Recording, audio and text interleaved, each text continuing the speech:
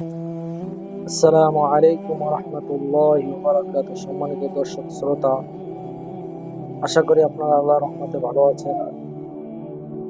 আজ আমি একটি গুরুত্বপূর্ণ স্বপ্নের ব্যাখ্যা নিয়ে উপস্থিত হয়েছি যে যদি কেউ স্বপ্নে সূরা ফাতিহা পড়তে দেখে বা যে সে কিছু আয়াত পড়ছে, তো এর ব্যাখ্যা কি হবে।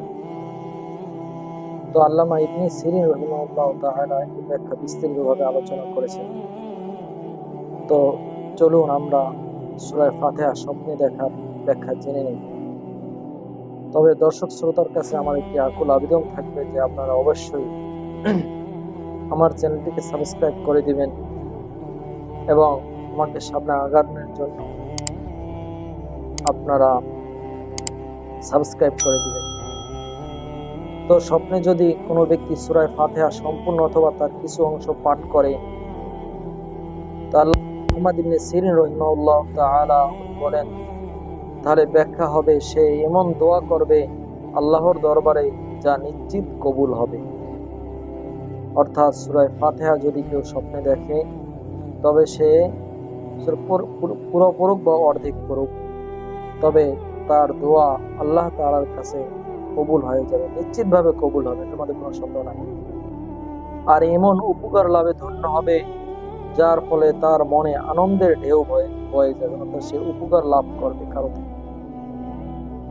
এর অপর ব্যাখ্যায় বলা হয়েছে, আল্লামা মুহাম্মদ ইবনে সিরিন রাহিমাহুল্লাহ তাআলা লিখেছেন, সূরা ফাতিহা পাঠকারীর বিভিন্ন অঞ্চলের 7 নারী বিয়ে করার ভাগ্য হবে।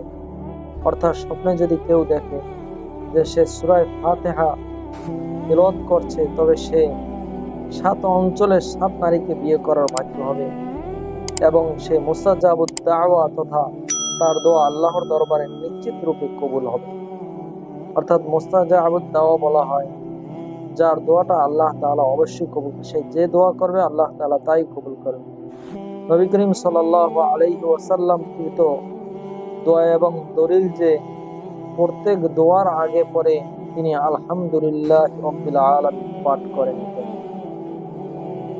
এই জন্য আমাদের যদি এরকমের স্বপ্ন আমরা দেখে থাকি, তো আমরা আলহামদুলিল্লাহ বলবো। তো স্বপ্নের সারসংক্ষেপ হলো, কেউ যদি সূরা ফাতিহা সম্পূর্ণ বা সামান্য দেখে, তবে সে নিশ্চিত আল্লাহর দরবারে তার দোয়া কবুল হবে অথবা সে কোনো উপকার দ্বারা ধন্য হবে। দ্বিতীয়ত, যদি সূরা ফাতিহা তো কেউ দেখে, তবে সে 7 অঞ্চল, যেহেতু সূরা ফাতিহা 7 মাসানি বলা হয়, 7 আয়াত, সুতরাং সে 7 অঞ্চলের 7 জন মহিলাকে বিবাহ করবে এবং এর দ্বারা সে ধন্য হবে।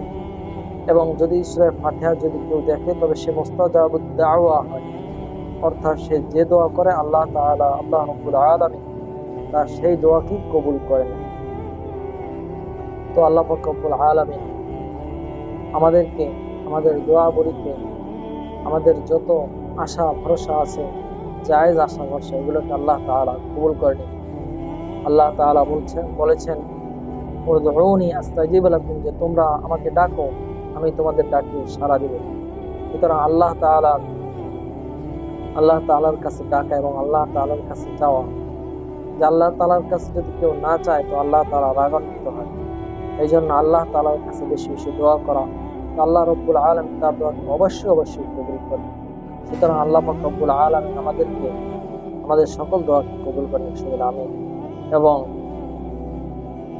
পরিশেষে বলবো যে আমার চ্যানেলটিকে আপনারা অবশ্যই সাবস্ক্রাইব করে দিন। আসসালামু আলাইকুম ওয়া রাহমাতুল্লাহি ওয়া বারাকাতুহু।